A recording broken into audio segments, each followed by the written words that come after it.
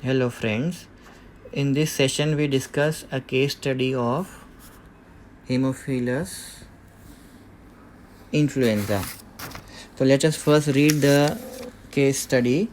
A 2-year-old child was brought to pediatric OPD with history of fever, headache, convulsions and vomiting.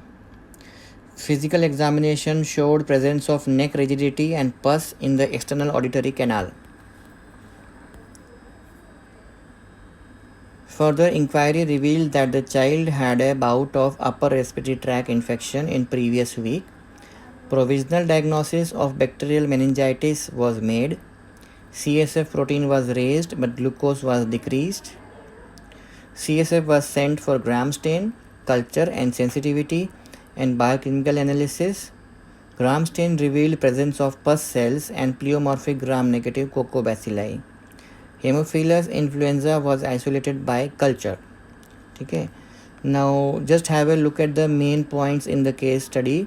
तो symptoms of meningitis है, उसको नेक rigidity है, fever, headache, conversion, vomiting है और उसके external audit उसको 1 week पहले अपर रेस्पिरेटरी ट्रैक इन्फेक्शन था और अभी एक्सटर्नल ऑडिटरी कैनाल में भी पस आ गया है, तो वो स्प्रेड हुआ वहाँ से और माइक्रोस्कोपी किया तो उसमें ग्राम स्टेन में कोकोबैसिलरी फॉर्म्स, प्लियोमॉर्फिक फॉर्म्स दिख रहे हैं. ठीक है. These all features support the diagnosis of Haemophilus influenza. Now questions one by one. Describe the methods followed in a laboratory for isolation of the bacteria.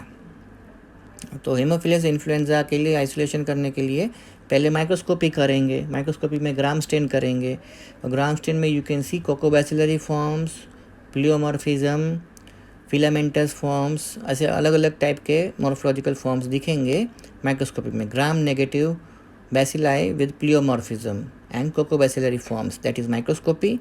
फिर कल्चर करेंगे तो we culture on other blood agar और chocolate agar such enrich media with giving supplements X and V factors as nutrients. Providing these supplements will help in good growth. And once the colonies have grown on the enriched media, then you can go for biochemical reactions and other investigations for confirming the diagnosis of Haemophilus influenza. The next question is, can meningitis caused by Haemophilus influenza be prevented by vaccination? So yes, vaccines are available. Discuss the recent vaccines with their advantages and disadvantages. So currently conjugated vaccines are available. Now why conjugated vaccines? Because pure polysaccharide vaccines यानी कि pure cell wall pure उसकी cell wall की vaccine जो बनाते थे पहले, तो उसकी एफिकेसी कम होती थी, पर उसको फिर प्रोटीन मॉलिक्यूल के साथ कॉन्जुगेट कर देने से उसकी एफिकेसी बढ़ जाती है और उसका आउटपुट अच्छा आता है. तो इसीलिए अब मार्केट में कॉन्जुगेटेड वैक्सीन्स आती हैं कई सालों से. और उसमें कॉन्जुगेटेड वैक्सीन्स में haemophilus influenza type B strain use करते हैं वो, क्योंकि majority cases were caused by haemophilus influenza type B only, इसलिए वैक्सीन में HIV यूज़ करते हैं, हेमोफिलस इन्फ्लुएंजा टाइप बी.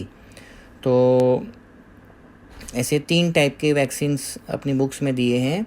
एक तो हेमोफिलस इन्फ्लुएंजा टाइप बी का HBOC वैक्सीन, उसमें HBOC वैक्सीन उसमें एज ए कॉन्जुगेट करने के लिए as a molecule diphtheria toxoid is used. Diphtheria toxoid is used for conjugation. फिर दूसरी वैक्सीन है PRPT वैक्सीन, जिसमें tetanus toxoid is use as a carrier molecule. PRP का फुल फॉर्म तो अपने को पता है ना, पॉली रिबोजाइल रिबिटॉल फॉस्फेट, वो उसका सेल वॉल का एक मोलिक्यूल है. ठीक है.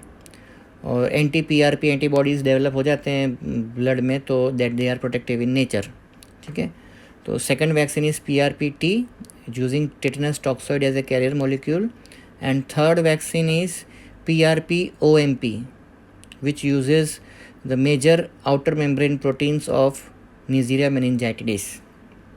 So total 3 conjugate vaccines of Haemophilus influenza type B are available: HBOC, PRPT and PRP-OMP. All right. The third question is, list other infections caused by this organism. तो haemophilus influenza respiratory tract infections करता है. Pneumonia, bronchitis, laryngo epiglottitis. It can also cause pericarditis. ये case में meningitis है. इसके अलावा pericarditis, cellulitis, septic arthritis, endophthalmitis, cervical adenitis, osteomyelitis, endocarditis, ये सब भी कर सकता है. तो प्रीडोमिनेंटली रेस्पिरेटरी ट्रैक और मेनिंजाइटिस ये दो है. इसके अलावा दूसरे भी इन्फेक्शंस कर सकता है वो.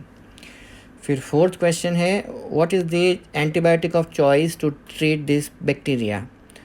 तो एंटीबायोटिक ऑफ चॉइस में cefotaxime, ceftriaxone, ampicillin, ciprofloxacin, sulfonamides and chloramphenicol are the drugs mentioned. And one more point, Haemophilus influenza causes meningitis. Can you enumerate some other bacterial causes of meningitis? So you can divide the causes of meningitis based on the age groups. In the first 2 months of life, E. coli, Klebsiella, Streptococcus, Listeria monocytogenes are the common causes of meningitis in the first 2 months of life. Then from 2 months to 5 years of age, Haemophilus influenza, meningococcus and pneumococcus are the common causes of meningitis. And after 5 years of age and in adults, all these causes are causes H. influenza, meningococcus, pneumococcus, Streptococcus, E. coli, Klebsiella, etc.